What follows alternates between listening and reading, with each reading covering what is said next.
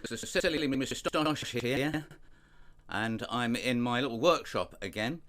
This time without Nanny Jane as the cameraman, so I'm holding this and staring at myself in the little tiny screen.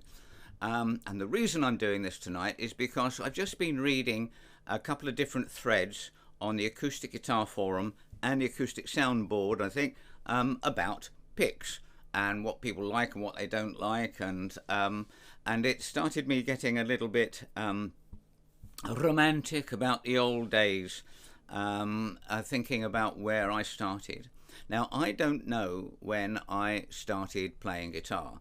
I think it was somewhere in the mid to the late 60s, but I'm not sure.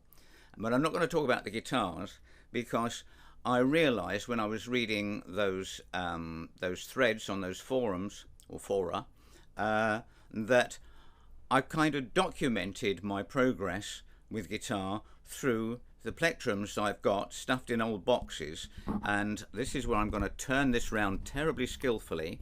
So this is my box of boxes. It has lots of bits and pieces, old tuning machines, bridge pins, bottlenecks, all sorts of stuff in there that will probably be thrown out when I die, which is a pity because there's a lot of valuable stuff in there. And I'm going to talk about my picks and how I made a progress in picks. Now, I expect everybody has got a pile of picks like this somewhere, all sorts of strange ideas, and in fact this is about a quarter of what I assembled at one time. But I used to take boxes of picks like this along to my club and say to people, please take them away. Actually, I tried charging them for them at one time, but that didn't work, so I just tried to give them away. Some went, some didn't. The other thing that I would say is, way back in those days, I'm so old that you could actually buy real tortoiseshell picks. And these are some of the funny ones that actually have Rossetti and I think Boozy and Hawks and things like that. The strangest shapes that you can imagine. How small can you get? There, look at that thing. And with bits of cork on to help the grip. But I also found sometime later, jumping forward chronologically, I used to go to a bluegrass summer camp arrangement, and there used to be a chap there, long since passed sadly, lovely old guy, who used to buy tortoiseshell ornaments and then break them up and make them into picks like this, in various shapes and sizes, in various thicknesses, very approximate, and I used to buy these things. And there's one that's a 65 thou. That's pretty good. That's a 50. That was nice. This is, no, where's that? There's a lovely pick in here somewhere that I've lost. Never mind, they're all lovely picks and they're all tortoiseshell. I don't use them now. I use them for a little bit. That one though, that's a very special one, because that for many years 80 thou thick was my mandolin pick for ages and ages. It's not 80 thou, it's well, it's about 2 mil actually. Anyway, moving on, I focused. I was a Martin man, so I had my D35, and I can't remember what strings I put on it. I don't suppose I even knew back then, but I found this, and this is, oh, come here. This is a Martin natural tone pick, and it's 60 millimeters, a 0.60 millimeters. It's really a flappy, useless thing. But I must have bought that sometime when I was still just playing like that, you know. But I progressed through the natural tone Martin set, from 60 mil through 71 mils, up to 73 to 88 to 1 millimeter. I used quite a lot of them, and then ultimately to the thickest ones they made, which were 1.2 mil. Can you see those three? Now this is interesting because although they were called Natural Tone 4, don't know what 1, 2 and 3 were, but you had them in nylon and you had them in Delrin, and maybe Delrin again, but this was hard, that was harder, and that was the hardest. Very, very stiff pick. But this one, for instance, had a little bit of bend in it.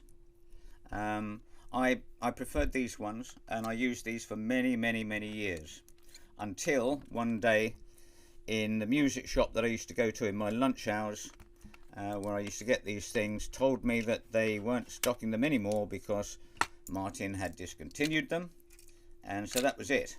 And so I thought, what am I going to do for the rest of my life with no more Martin picks? As if I didn't have enough. So I searched online. This was probably early 90s, and I found a dealer that had a remainder stock, and I bought his entire stock, and these are they. So I got all my 1.2s and didn't really use them. So that's a part of my history gone.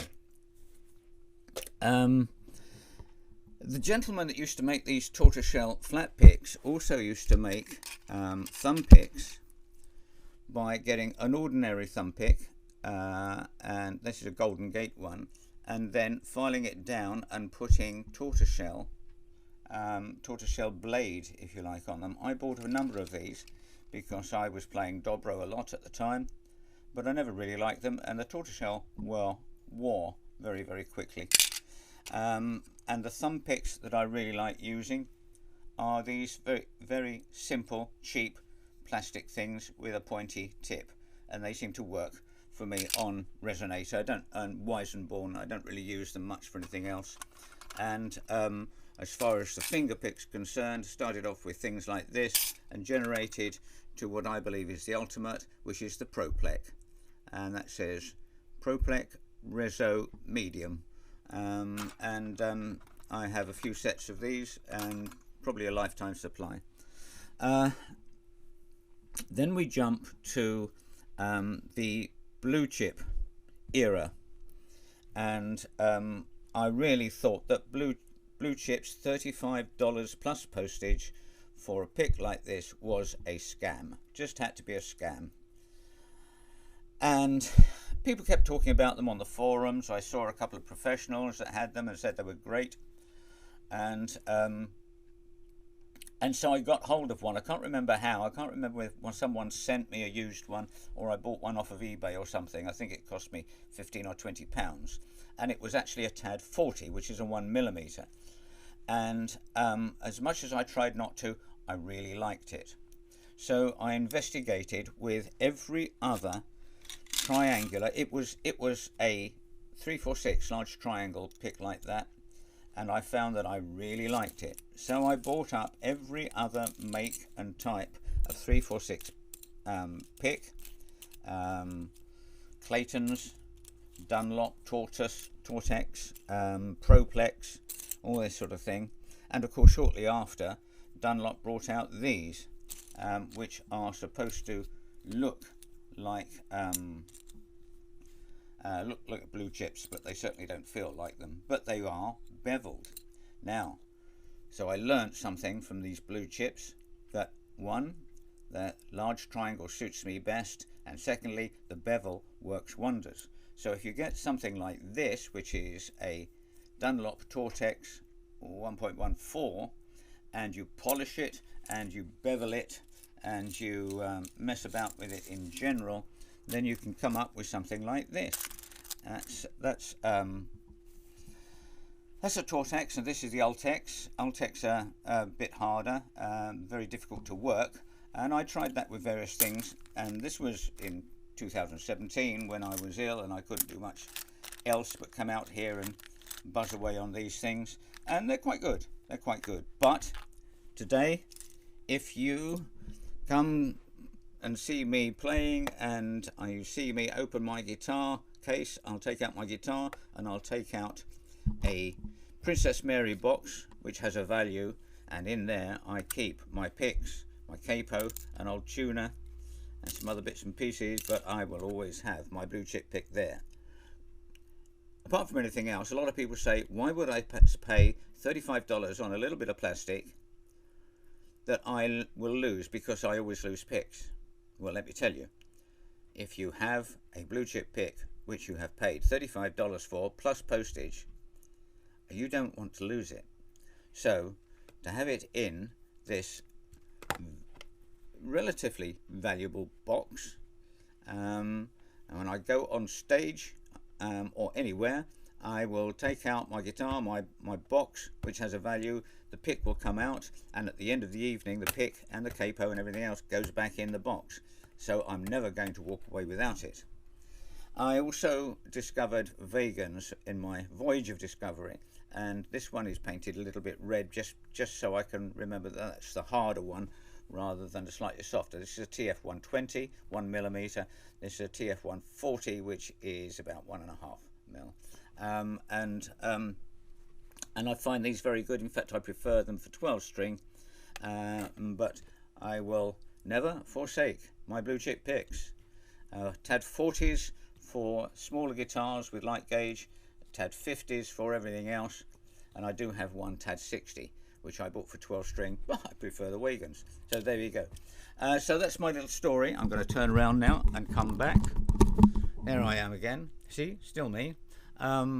So that's my little journey, my nostalgic journey through my plectrums of my guitar playing. Starting from some absolute rubbish with advertising and funny names on them up to blue chips, and that's where I'm stopping, frankly. But what's your story? What documents your progress through your playing, particularly in picks, but is there anything else? I could do the same thing, come to think of it, about capos.